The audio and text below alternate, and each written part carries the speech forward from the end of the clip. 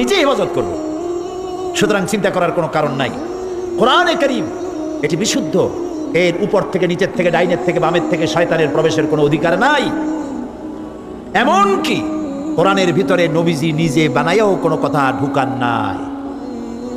আল্লাহ রাব্বুল আলামিন গ্যারান্টি দিচ্ছেন, ওয়ালাউ তাকাওয়ালা আলাইনা বা'দাল আকাওয়িল লাখাযনা মিনহু বিল ইয়ামিন সুম্মা লাকাতা'না মিনহুল ওয়াতিন।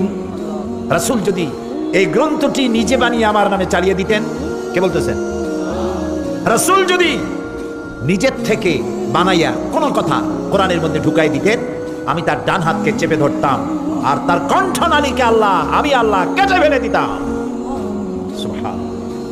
কোরআনে যা আছে সব কথা আল্লাহ, এর মধ্যে একটি শব্দ একটি অক্ষর কারো তৈরি করা নয়।